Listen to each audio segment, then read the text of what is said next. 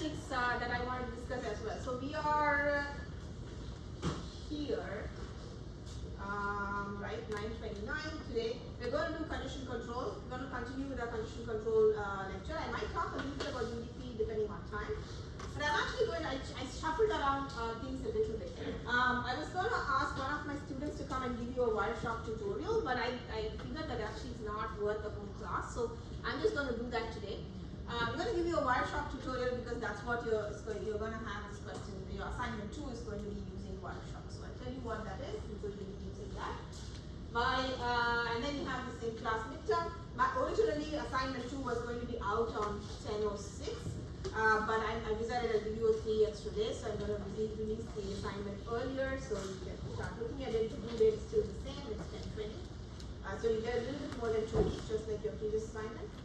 Now you're all used to submitting on grade scope, so I guess it's fine. I'm actually traveling next week, so there will be no office hours Monday and Wednesday. Instead, I will schedule office hours on Thursday, Friday, and I will let you know the timing so you can attend that. So there's no class the following Monday, 10:06, because I'm traveling. And I'm back that morning, but I will teach that day, but I can't do office hours. I won't be here on time for the morning office hours, so I'll still be here to teach. My original plan was to use 10:06 to go over the Wireshark tutorial, but it's not more than 15 minutes, so I feel like it's a waste of time to drag you all here for a 15-minute class, so I'm just going to teach that and we can leave half a day.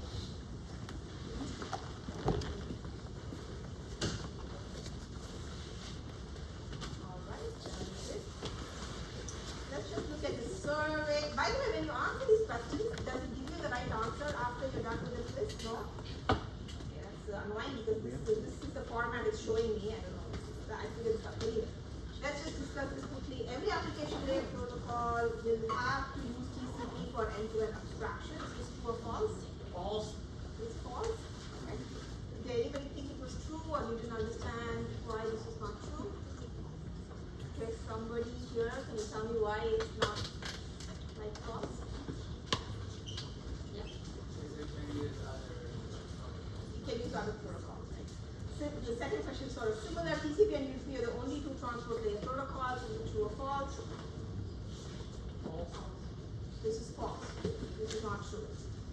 Right? Why? Because there are many transport layer protocols.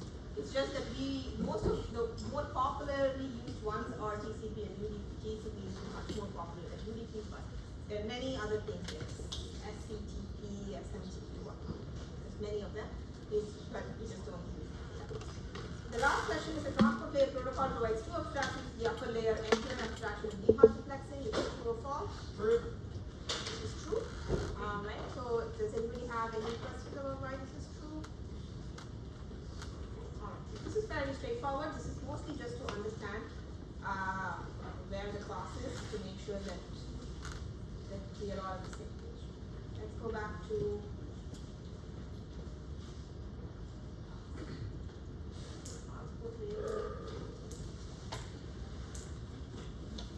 we're looking at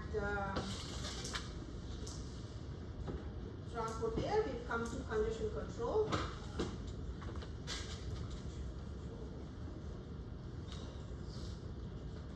Alright, so what is condition control?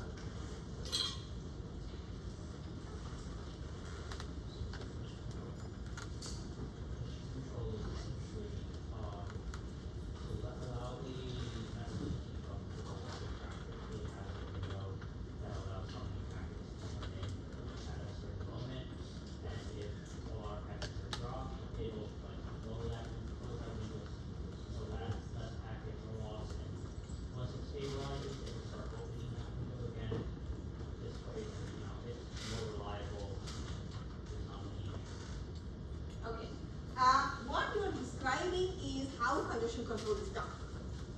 Right? I'm asking you what is condition control. By the way, condition control is not done for reliability, it's done because of performance. Right? Reliability you already have acknowledgements to do that. But what is condition control? So what you said exactly is the answer to what condition control algorithm is to use. But I'm asking you what is condition control? What do you think condition control is? Actually just the meaning of that word?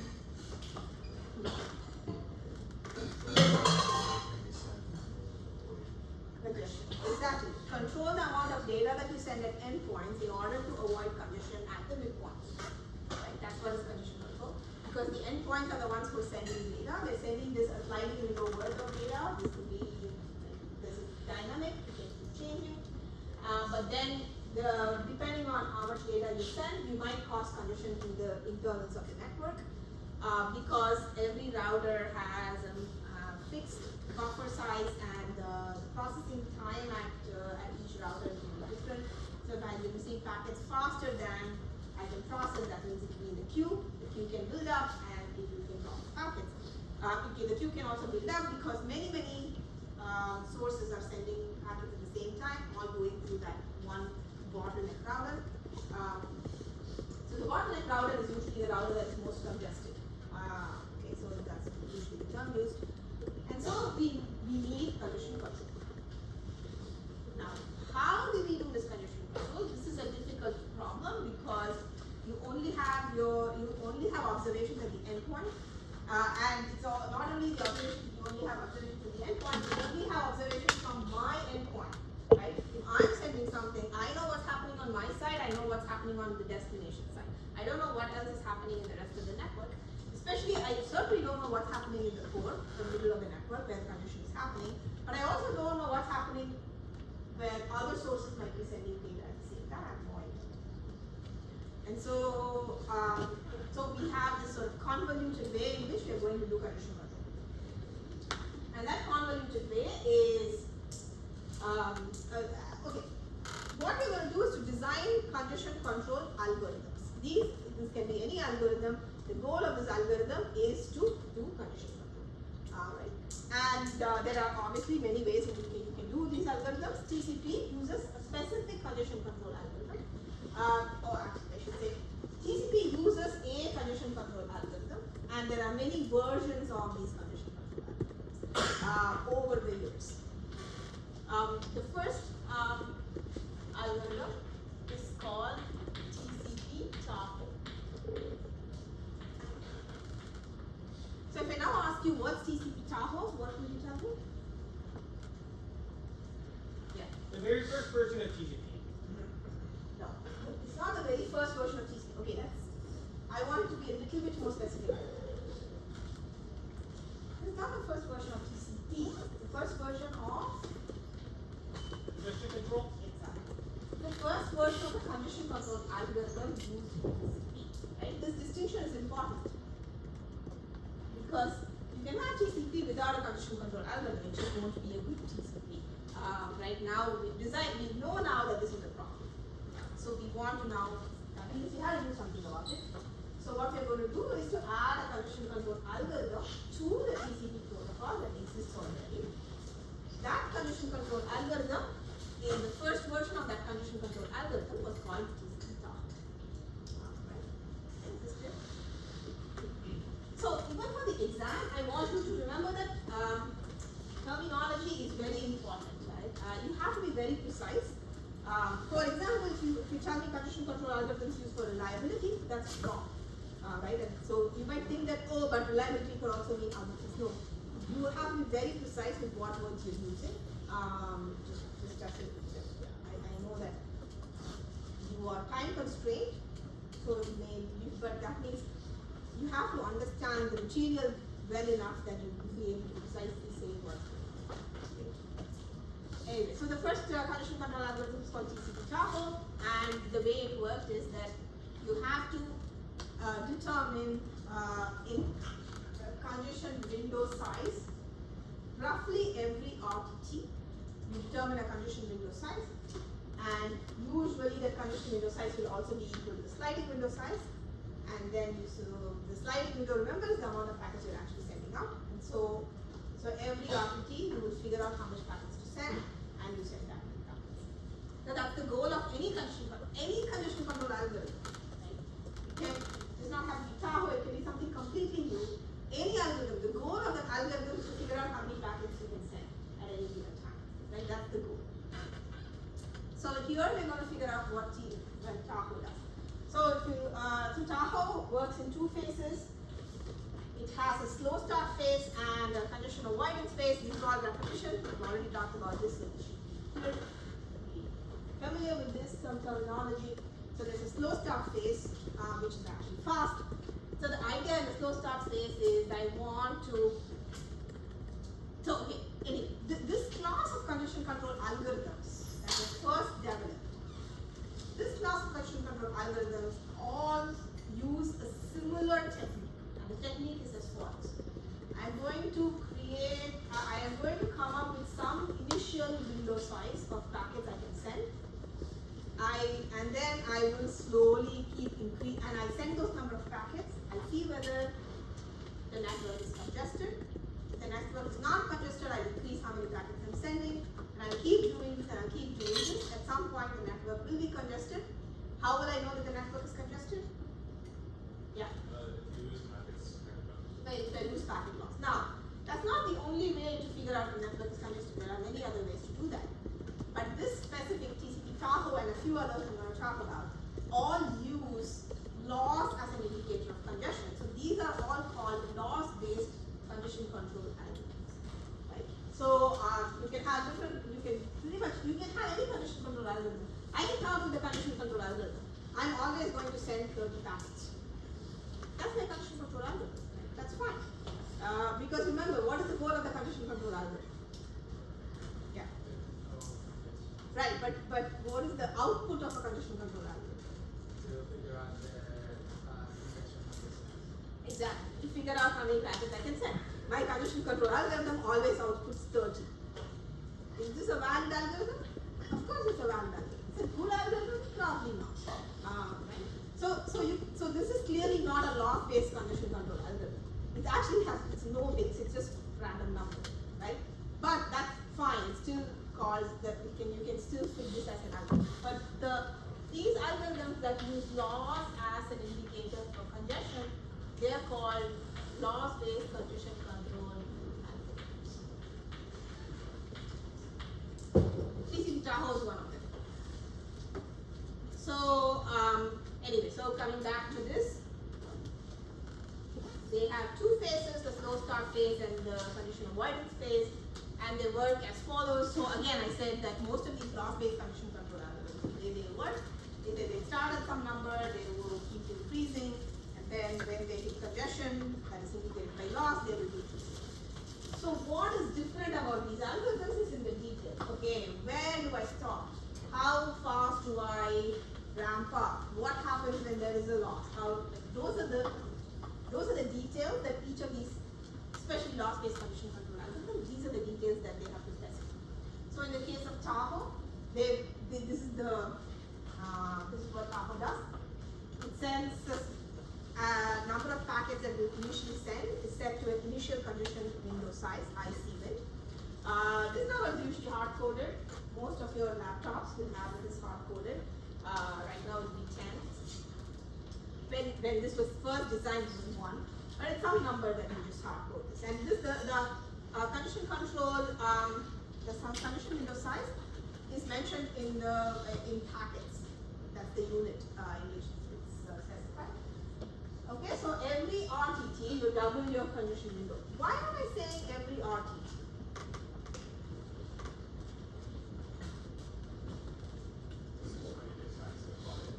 Exactly. Roughly an RTT is when you're going to get asked that to the client. Right? So roughly an RTT, you will know whether all of the package is sent went through or is not. So, which means that most congestion control algorithms,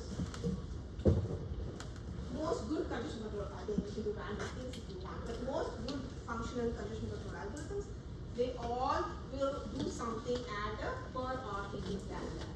So every RTT, it will recalculate the congestion window size. So in this case, I'm going to recalculate the congestion window size, and every RTT, I'm going to double the congestion window.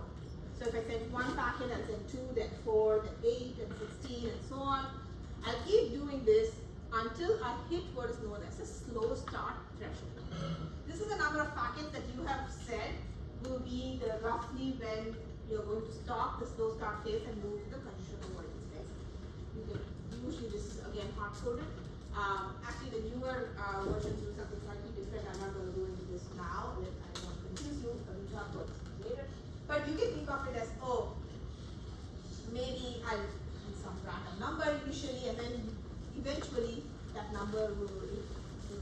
normalized into the actual slow start threshold value.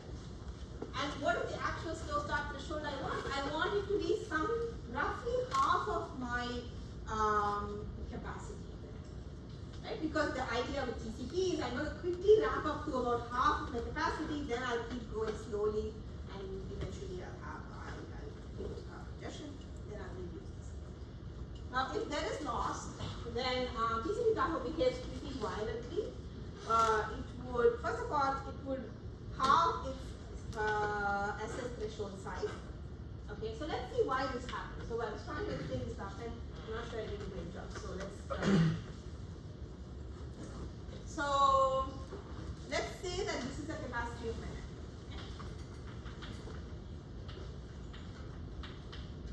This is my number of packets.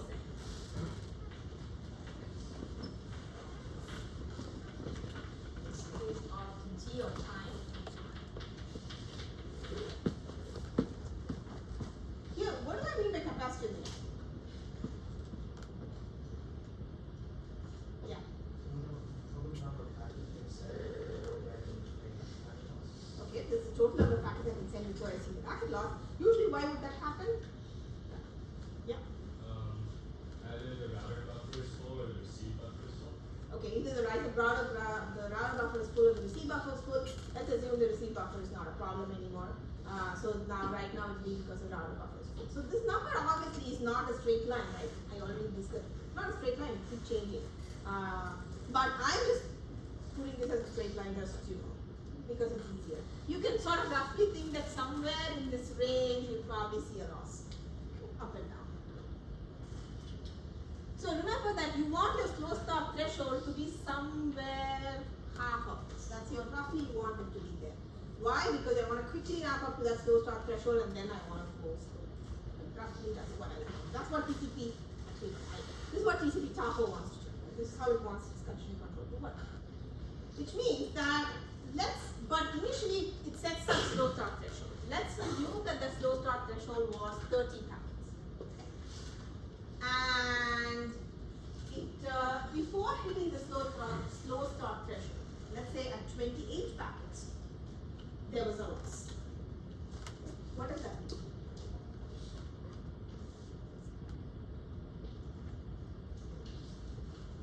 The slow start threshold will be fixed to 14 because 14 is 28 divided by 2. Okay. Yes, you will do that according to the algorithm, but that's not what I'm asking. I'm asking conceptually, what does it mean? My slow start threshold was 30. At 20, I said 28 packets, I saw a packet drop. What does that mean conceptually?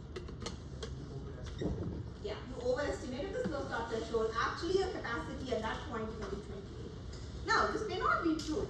Okay, there might be other reasons for your packet loss. But from my observation, that's all I can say. There's nothing more I can say. From my observation, it turns out that 28 is probably my capacity.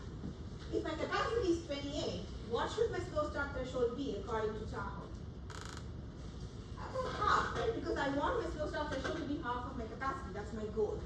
So that means that now I have a new observation of the network, and I know that the network capacity seems to be not 60 as I originally thought. It's actually only 30, and therefore I need to set my slow start threshold again.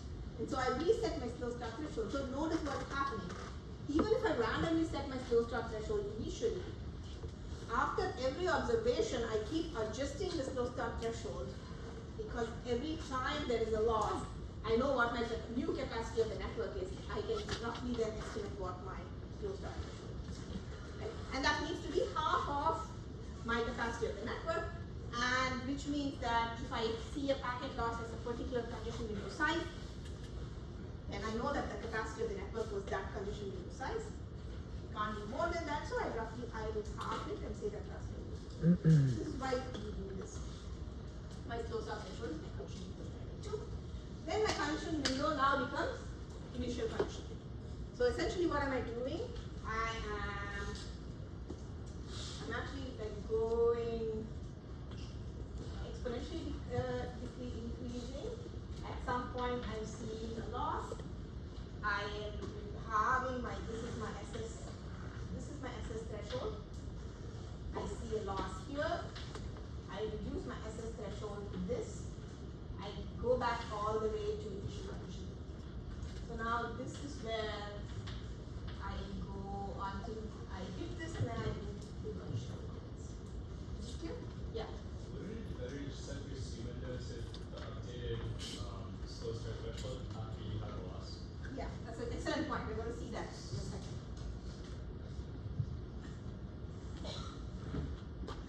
Yes, that's a smart thing to do. So it resets to 1 every time?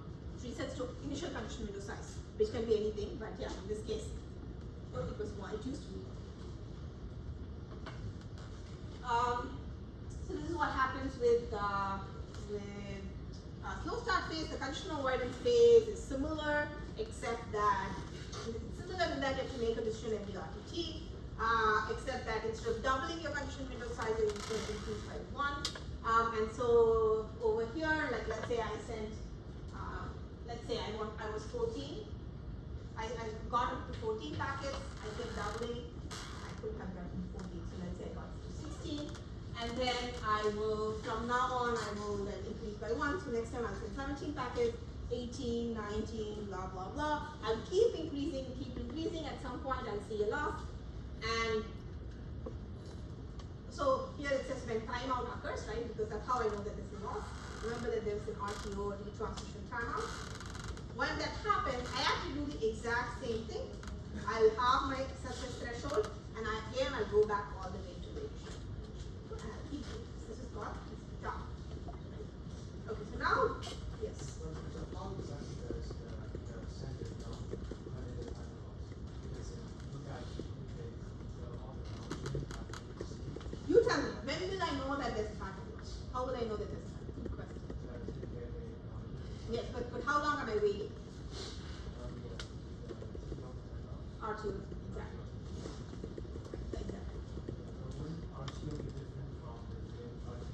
Absolutely. Very good question. So this means that I might have already sent the next batch of packets before I realized that actually a packet was lost. So I might have initially increased my condition window size, but then I realized that this is a packet loss. So there are many different versions of TCP will do different things. Some of them will then just say, okay, I'm going to resend all the packets I've sent so far. The others might just say, I'm going to change my condition window size for the upcoming cycles. I'm just going to leave the ones that I've already sent. Different ones will do different things. So here, so some of them are specified by the standards, which means that you have to do exactly what the standards tell you. Some of them is left for implementation, which means that you are implementing the condition control under them, you can do it. So this is one of those things that, yeah, that's an excellent question, because remember, you know that a packet is lost only at the retransmission timeout, which is roughly 2 RTTs. Right? So that's actually, you already made a decision at this next RTT and maybe have sent more packets, but yeah, that's the happens. Okay. Alright.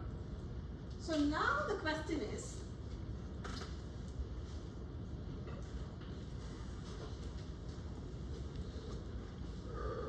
so let's say this is my capacity again, this is again the C-win, this is again the RTT, and I increase this, I send this, blah blah blah, and I see there's a loss anywhere in my loss here, there's a loss here.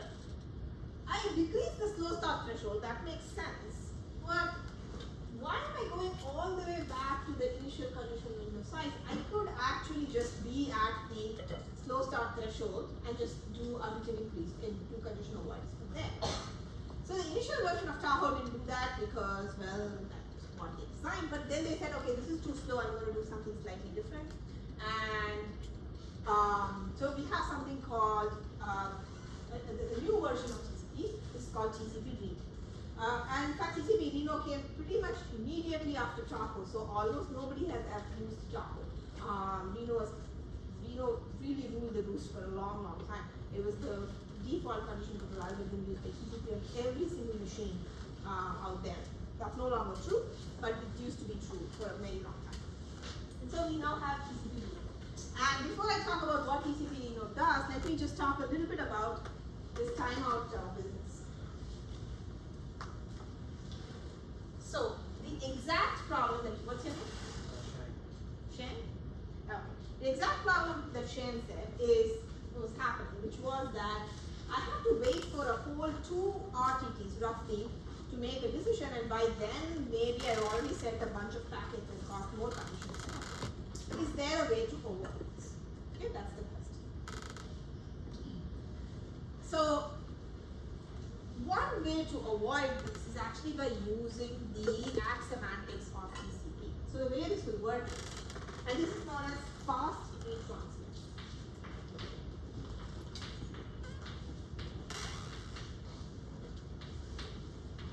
Okay, and this is done by TCP.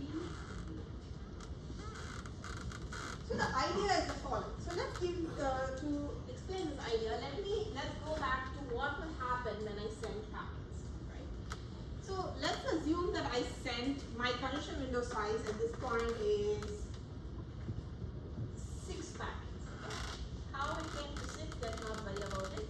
Let's just say it's 6. 6. And let's say this is packet number 5, 6, 7, 8, 9, 10.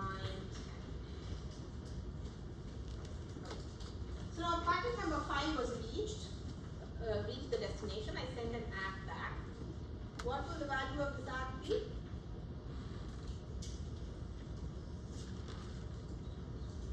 6. 6.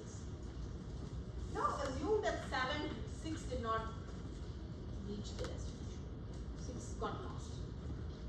So now 7 reached the destination. So I send an ACK back. What will the value of this ACK be? 6. Right? Because the next packet I'm expecting, I haven't received 6 yet, so I am going to still say 6.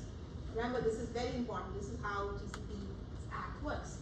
So this is 6. Now 8 reached. I sent an ACK back. What will the ACK be? 6. Okay, then 9 reached. I sent an ACK back. The ACK will again be 6. Right? So if I receive these duplicate ACKs, okay, the duplicate ACK means ACK 6 ACK 6 ACK 6 ACK. What can, as the sender, what can I guess? Number 6 is missing? Number 6 is missing. Sure. So what else can I guess? So we need to stop. We need to start back to the initial congestion time again. No. I'm not asking you what the protocol is doing. I'm just saying, what can I know? What will I know about the state of the network? Yeah. It's getting the other packets that it's Exactly. So it's getting other packets, it's not getting 6, which means that probably there's some condition in the network, but it's not terrible that every one of my packets is getting lost. Okay? And okay, now I've gotten all these ACKs, right? Roughly how long will it take for me to get these ACKs?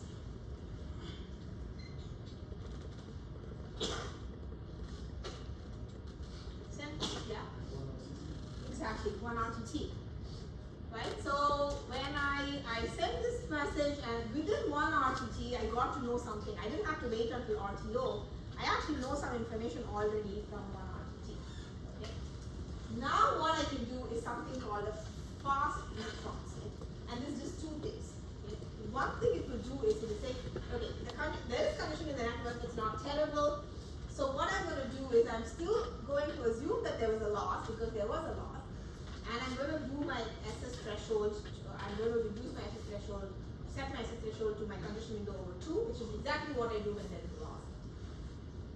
However, instead of going all the way down to the initial condition window size, I'm actually going to stay at the SS threshold level and just do condition avoidance, because I'm pretty confident that that was a good place to start from. Because the network is very congested, maybe I don't want to do that. But now I'm pretty confident. And third thing is, I'm going to retransmit 6 because it looks like 6 got lost. Right? Because I'm going to do these 3 things. So by doing these 3 things, you're exactly solving the problem that Shane said, which is that I have to wait until RTO to make this decision, and RTO is much bigger than RTT. Right now I can actually make this decision at RTT itself. So yes. Yes, sir, but isn't this a special case problem? Because it only works, you can only deduce that you only lost 6 if the number of acts is 1 less than the amount that you sent. If you, for example, receive 3 acts of 6, then you know that 6 is lost, but you don't know what else is lost. Yes, you don't know what else is lost, but that's okay, right? What you're doing here is not, I'm not saying that, oh, maybe 7 is lost, maybe 10 is lost, I don't know that. But I can, if I send, let's say 6 already in this round, then my window will move and I can actually now know what's happening next. So for example, let's say that 7 is also lost. Okay? Then I send 6, what happened is that now I start getting asked for 7, so I know 7 is lost as well. And by the way, but to continue this question, like there is a problem that if I only send 3 packets, then what happens? I only send 2 packets, what happens? Usually the way that TCP works is the condition window size is very large, like in the thousands.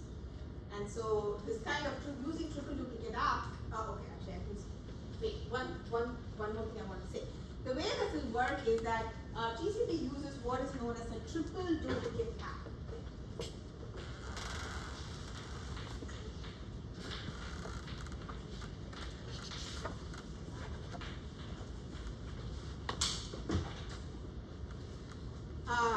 So what the triple duplicate act is when I have 3 duplicates of the same act. So I get 4 acts back.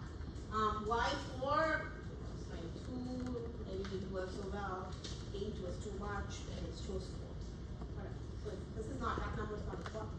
But the point is that because I send hundreds of packets in a condition window, having a triple duplicate act is actually pretty easy.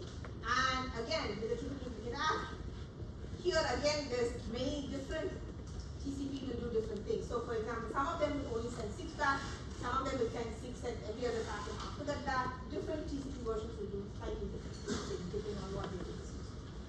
But the main takeaway here is that I am getting the signal much faster and I want to use that information quickly.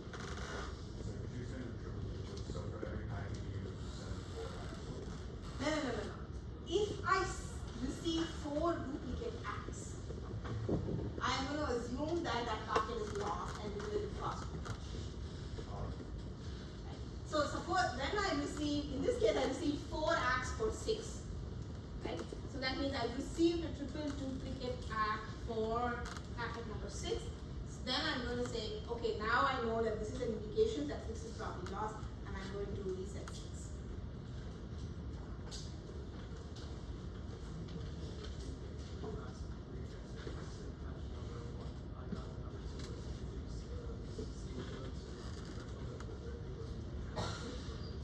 Okay, I'm going to go over some details here.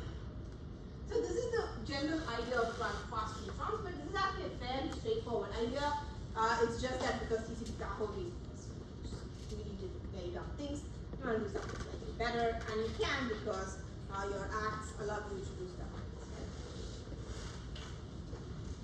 Right? So this is how Reno works. So let's look at the two. Again, Reno, nothing else has changed with Reno. Everything is the same. It also has a slow start phase. It also has a condition avoidance phase, and it does the same thing. So, in the condition avoidance phase, when a timeout occurs, okay. So what does then you still do exactly what TCP Tahoe does. So when will a timeout occur? Actually, I should have put this the other way around. So sorry. Let me rephrase this. If a loss is indicated through a triple duplicate act, I'm going to resend the lost packet. That's number 1. I'm going to set my slow start threshold to my condition window over 2, which is always what I do. And I'm now going to set my condition window size to be condition window over 2. What does that mean? It means that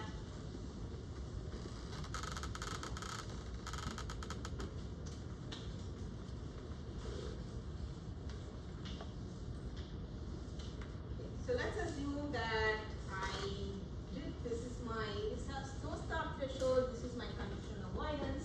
I'm in that phase, right? I'm in the condition avoidance phase. What space? We actively, we're more cautious. So at this point, let's say that here I saw a loss, but this is not a general loss, this is not a timeout loss.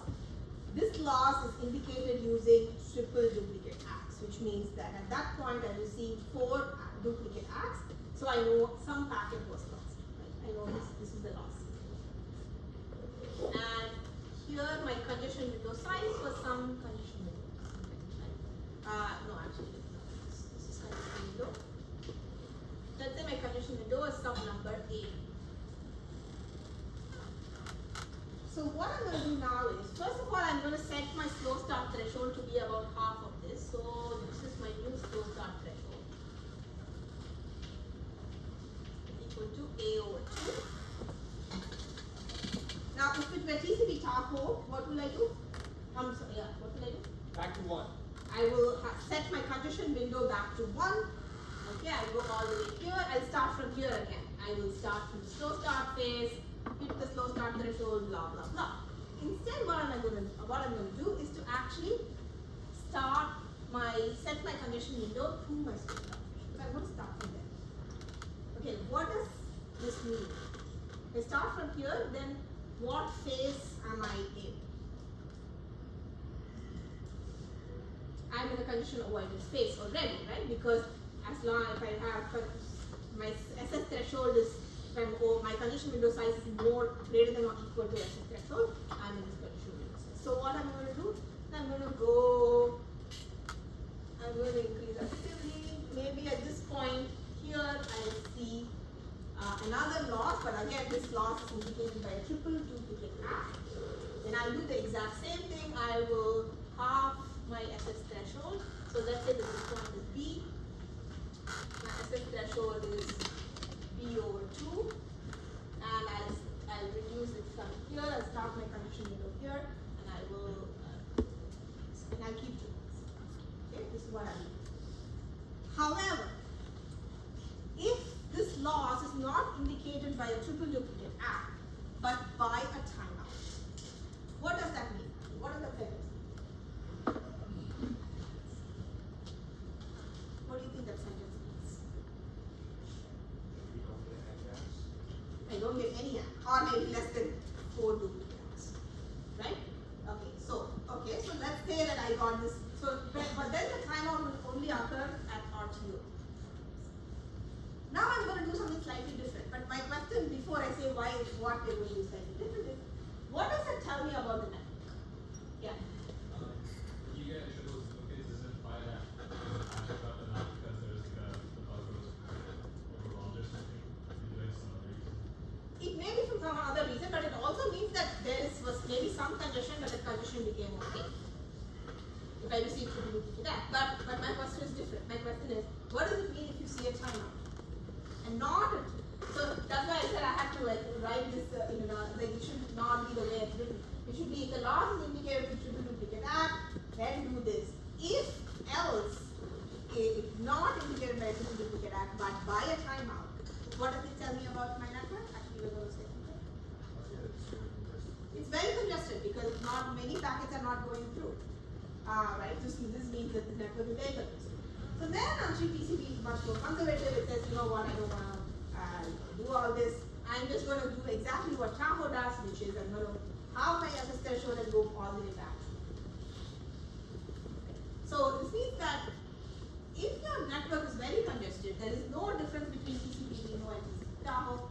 But if your network is not that congested and therefore you actually don't see many timeouts, then TCP Reno does something slightly smarter than.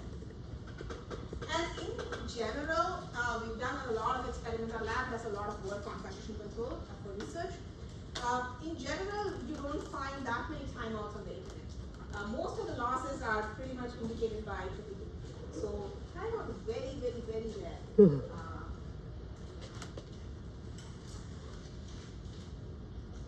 So this makes sense, right? Like having some special case only makes sense if that special case occurs often, otherwise why bother? But this special case actually happens very, very often. I mean, in fact, to the extent that timeout is like a very, very rare event, almost never happens.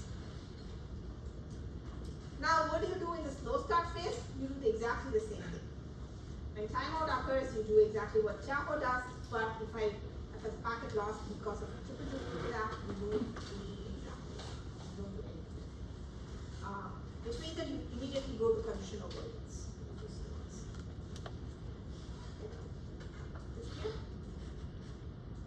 So this is what TCP Reno does, and TCP Reno was, so remember, the way that these condition control algorithms work is that TCP is a protocol, right? This protocol sends some packet headers, receives some packet headers, based on that it does some stuff. A condition control algorithm is an algorithm that is on top of this protocol, which will tell you exactly how many packets you need to send with those headers. And so these two are slightly different things, but usually they're combined. So if I have a TCP protocol, I need to have a condition control algorithm. I can have a no condition control algorithm, but that will just cost how much. So you have a condition control algorithm.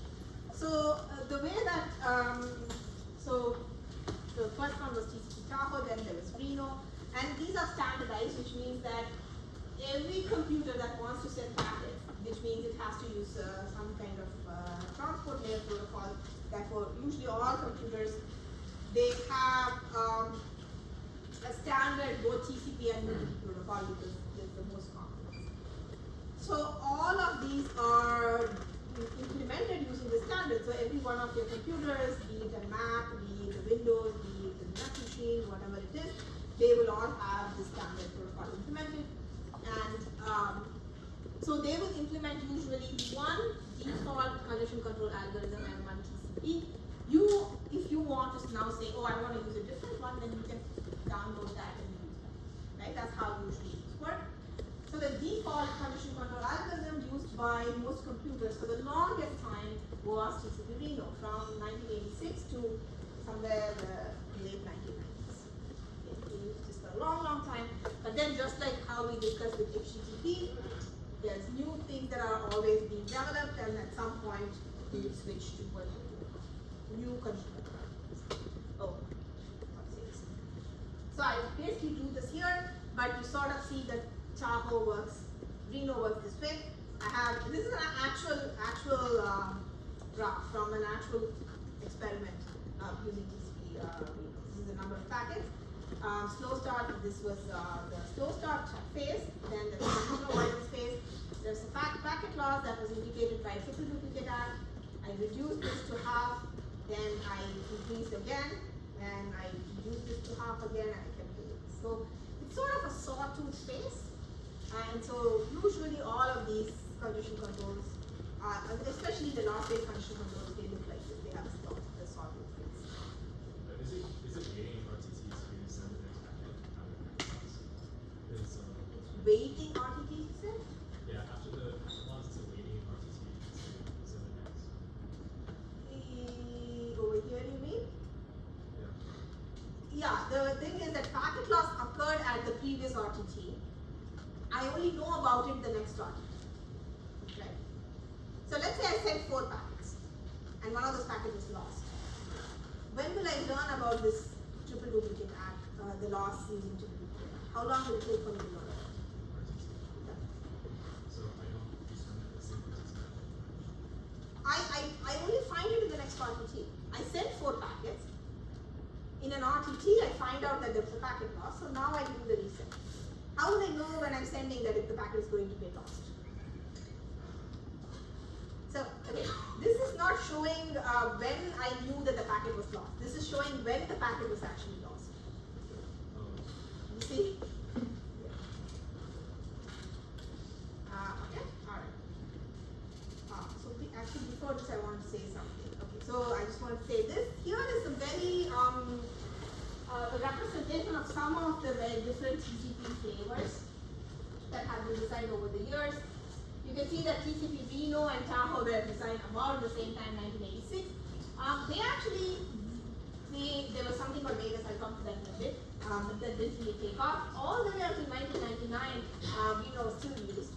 And then something called Reno came about. I'm not going to ask you to, you don't have to memorize this chart, this is more just for you to know how these things evolve. And then, since then, there's been a bunch of other new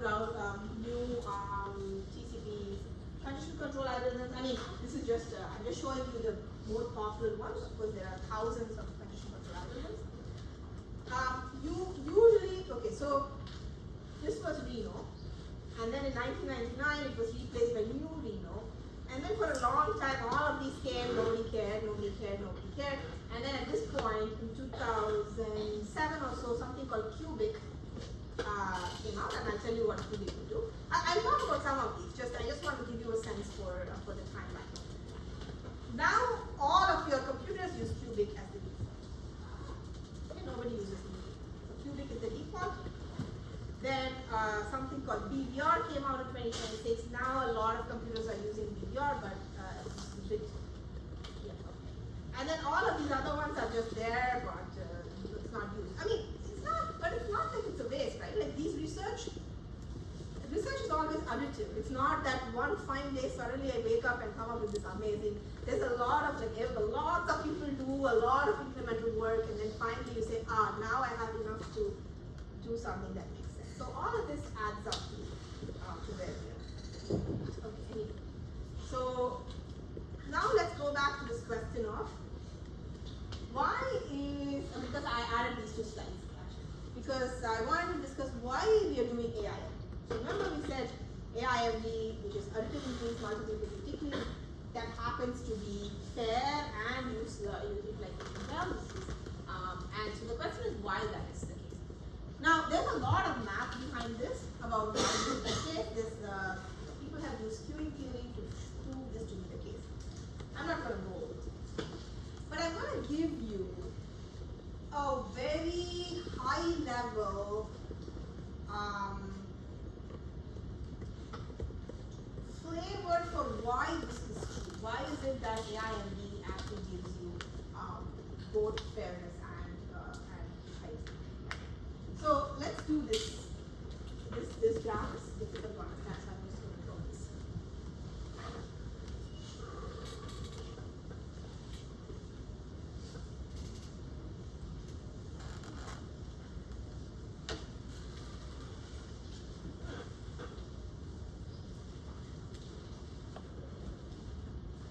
Let's just look at two flows.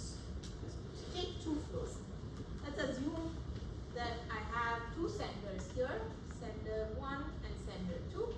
For simplicity, let's assume there's just one router here and there's one receiver here. Both of these senders are sending to the same receiver. Okay, let's assume this. And let's assume that this receiver can send at a rate of 100 megabits per second. And it has some queue. So now let's say this sender is sending to, it should be router. This sender is sending to the receiver, then it's going to the router can send packet at 100 megabits per second. Roughly what is the capacity of my, what's the fastest I can send? What rate can I send to this? 100 megabits per second, right? Because this is the bottleneck. Assume I can send it at a much higher rate, but I can only process 100 megabits per second. So somehow I do all this condition window thing, and at steady state I will be sending at 100 megabits per second. So it will go through. Now let's say this S2 starts sending data at the same time. Okay. Now S2 starts sending data at the same time. If you want fairness, okay, you want to be fair, which means you want all senders to get equal share of the network capacity, then each of these senders, roughly what rate can they send at? 50 megabits per second. Right. Now the question is, I'm going to design the goal for my condition window condition control algorithm is to increase my condition window size every RTT in such a way that roughly both of these will now get about 50 send data at the rate of 50 megabits per second. Right? So I have a number of packets, I've sent those number of packets, I can multiply the packets by bytes, then I know one RTT what that size is, and so the rate is number of packets times number of bytes in a packet divided by roughly an RTT. That's the rate at which I can send data. which is what but my condition control algorithm is going to somehow get to that stage, so I want this to. Now, if let's say that my condition control algorithm allows S1 to send at a rate of 80 megabits per second, but S2 to send at 20 megabits per second, what will this be? This will be unfair to S2, right? So this means that for fairness, you want your condition control algorithm to make sure that somehow you provide same or half the bandwidth to both of these cells.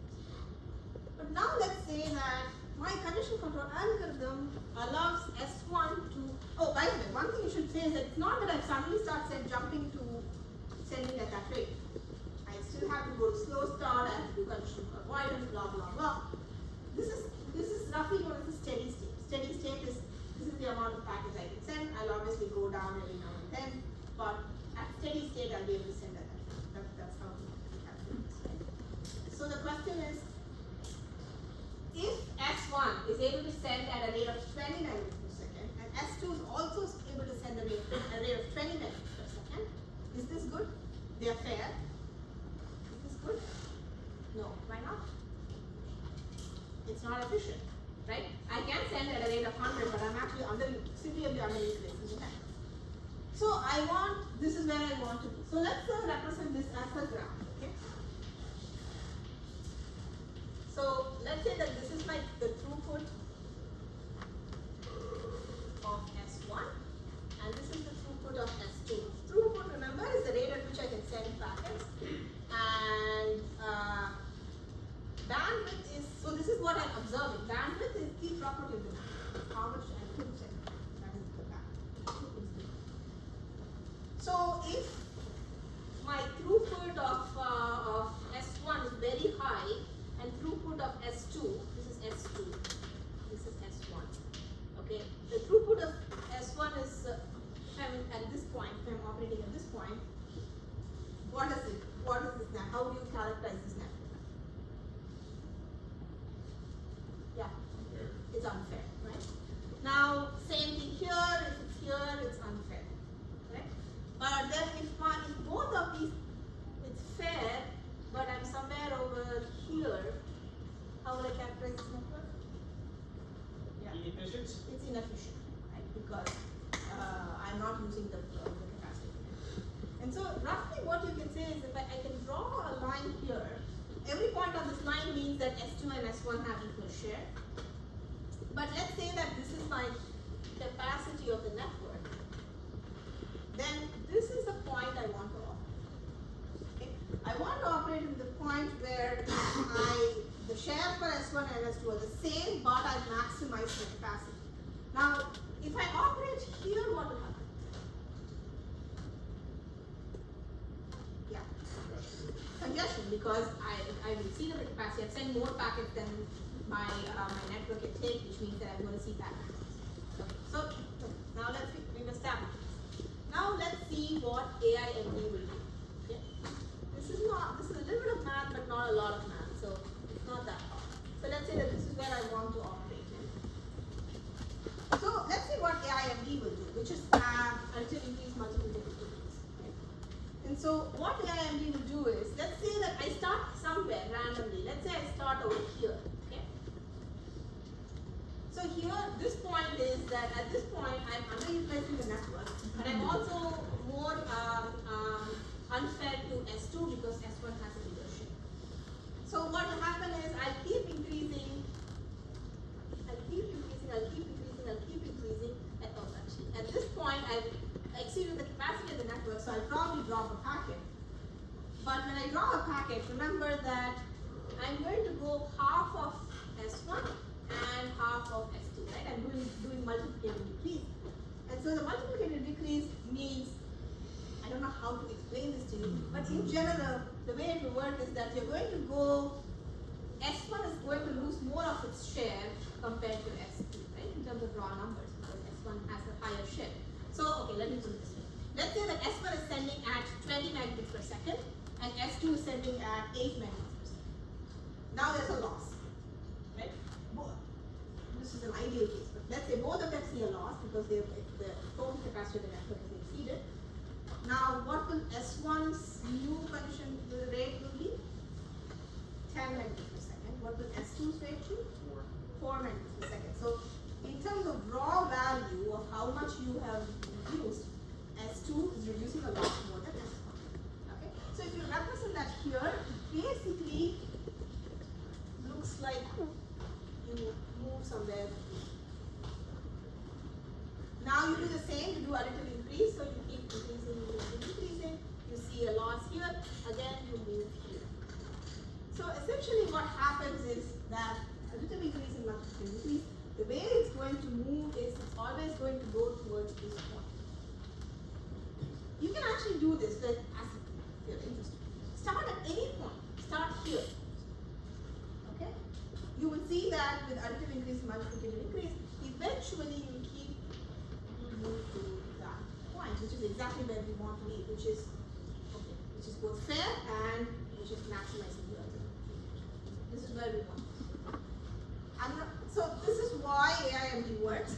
Again, somebody asked this, so I added this slide. I think this is interesting to look at. So, okay. All right. So now the question is, why is condition control difficult? Actually, you know what? I'm not going to stop the class.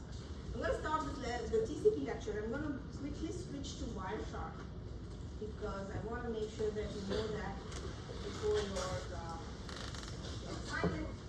The Wireshark slides are in this thing called resources.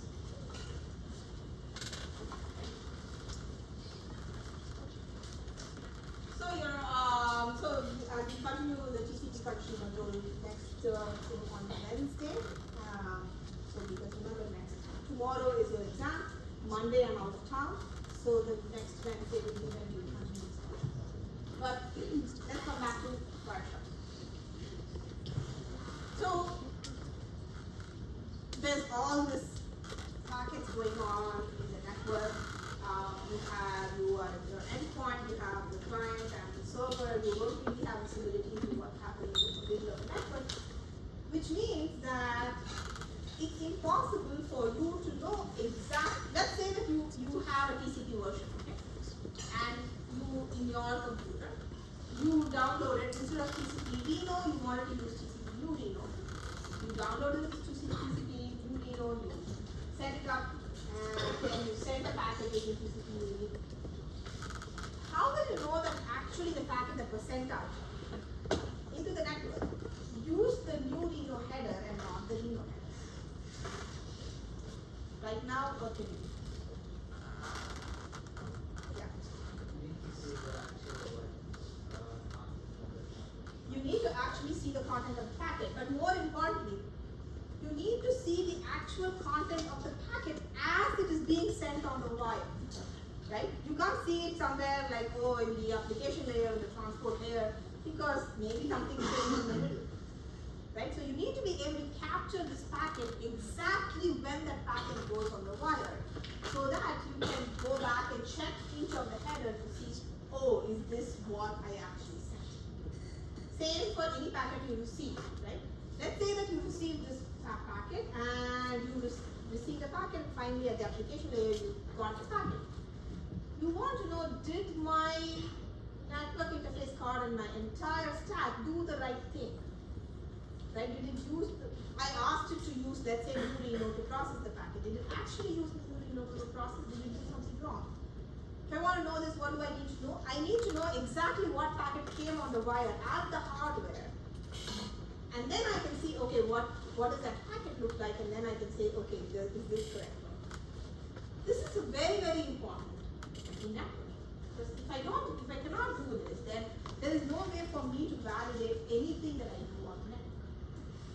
Therefore, in networking, we have something called every operating system out there, almost every computer, maybe not your microprocessors, but every decent computer will have what is known as the packet capture tool.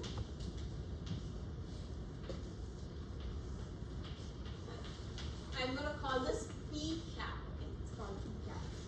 So this is something that is available on all of our computers. And this PCAP tool does exactly that. Okay, so I think I have a few examples of. So yeah, what will I use something like this PCAP tool for?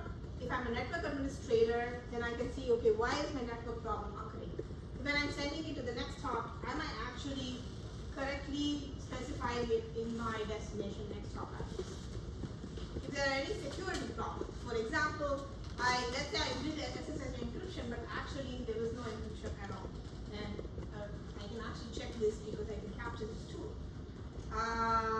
Quality engineers, assurance engineers can also verify this network images. Most developers, like people in our lab, for example, we use PCAP all the time because we are doing, I don't know, millions of TCP experiments with slightly changing things. For example, I'll change my initial condition window size to 20 instead of 10 maybe. I will change like exactly, I'll change how TCP/DNO works in the time. I want to know, because at the end of the day, the kernel module needs to make sure that it uses the right one. Does it use it or not? I don't know. What will I do? I will capture these packets and analyze them to see whether each header was exactly what I intended. This is the most often used tool for networking. In general, PCAP is very, very popular, like almost everybody uses it. So if you want to, in your case, for example, I want students to learn what does actually a packet look like? What does the protocol header look like? Then this is a nice tool for you to analyze and see, okay, this is what protocol is. Right? This is what a packet analysis tool is. And so what I will do with this PCAP is, let's say that I have my sender and the receiver. Actually, let me just call it host 1 and host 2. Okay? 2. Then I see a bunch of routers, and I get host 2. So this is router 1, router 2, router 3. This is my NIC, my network interface card. Here, this is my network interface card. What this PCAP tool does is, remember I told you how you do encapsulation in a packet. The application sends data. I add an application header, comes down to the transport layer, and the transport header comes to the network layer. Then I have a network header and a link layer header, and then finally it goes on the physical link. When it goes on the physical link, when this packet goes on the physical link, I can actually run my PCAP here and say, hey, make a copy of that, what was sent on that physical link, and store it somewhere. This won't happen automatically, it won't happen all the time, obviously, right? Because this is a performance issue. We're doing this. But I can say, okay, from this time to this time, capture every packet that is going on my wire. Or you can say, start capturing everything that's going on my wire. Then you go to a website, it will capture exactly what was going on the wire when you went to the website. Then let's say this packet goes all the way to the router and then it comes over here. Then you can do the exact same thing on that side. I can run a packet capture tool which will capture exactly what comes into my The important thing here is I actually don't have information about these things. Right? Maybe I actually definitely don't have information about R2. The H2 will have information about who R1 is because the next hop information will say, H1 will say the destination is H2, but the next hop is R1. So I have some information, but I don't have much more than that. And similarly over here, I would say, okay, previous hop was R3. That's pretty much all I know. I don't know any information about the internals of the network. I only know what exactly went out of my link and what came into my link. So same thing here. So if the packet comes back into the link, again I can do a packet capture tool. So let's say that this is my vantage point. Let's say you are H2. Right? What can you do? You can run your packet capture tool. And let's say that you can start a website. Go to a website. Then when you look at the packet capture tool, it will captured every packet that went out of your computer to access the website, and every packet that came into your computer as a response. Now, the one thing is when you start the packet capture tool, it will capture every packet that went out of your NIC and every packet that came into your NIC. So maybe that while you were going to this website, there was some other background networking process that was happening. Dropbox was simple, for example. Then you will see that information as well. Like it's not just that, oh, I can capture only what I said. No, you capture every single thing that goes out of your NIC and every single thing that comes into your NIC. So you will see there's some Dropbox related information. And usually you will see a lot of like, and every layer information will be captured. Obviously we only know of the transport layer, we don't know anything below that. But every single layer of information will be captured because the packet is being captured at the hardware, right? All the way at the bottom. So all protocol headers will be captured. So once it captures this, once you run this PCAP tool and then capture it, you can, let's say you stop it. You say, okay, start this capturing, then stop this now. Then it stores this and all the packets it has copied, both to and from the NIC. It will store this into what is known as a .pcap file. And basically there are libraries that let you analyze this .pcap file. There are libraries, just like the DNS library you use, there are libraries where you can read this PCAP file, you can analyze the PCAP file and so on. So your first assignment will be something to do with the PCAP. Now, what are the most common tools used for PCAP? There's a command line tool called TCP dump. Okay, so that's the tool that I'm going to ask you to use. This will actually allow you to capture all the packets that go up to and from. There is also a very popular tool called Wireshark. Okay, I would advise you all to go look up how to use Wireshark. You can actually use ChatGPT if you want for this, because this assignment is not about Wireshark. Figure out how to use Wireshark, load Wireshark, play around with Wireshark a little bit. Basically, what I'm asking you to do, so Wireshark does the exact same thing. It will capture this, but it also do an analysis. It will break the packet down. You say here are all of the headers in the packet. This is what the header look like. Blah blah blah. This is actually what I want you to do for your assignment. So essentially, just like how you did sort of the D tool in your assignment 1, you're sort of doing the Wireshark in assignment 2. Of course, without the GUI. Like I'm not expecting you to have the implementation, right? So this is actually what a Wireshark looks like. You can actually do it. Here it says, okay, here are all the packets. This is all the protocols that we use. It breaks down this packet. If you can't see this, it's okay. The slides are up there. And what I'm asking you to do is something similar to Wireshark. So this is another Wireshark example. You can look this up, but I would like you to just like look at Wireshark, see what it does. Your assignment will be something doing a similar analysis to what Wireshark. Yeah. So essentially what we use TCP dump to get a packet and write our own. Yeah, actually I'm actually going to give you the PCAP file as well. But I'll have something to do with like using TCP dump just so you know how to do it to capture it. Do that function to analyze the function. Correct. Okay? Do you know is transport layer? We don't need to transport layer because we have not done anything below that. Which area? TCP. There's the Oh, okay. It will become clear when you get the application exactly what it is. So yeah, that's it. If you have any questions about the exam, which please post it on the forum.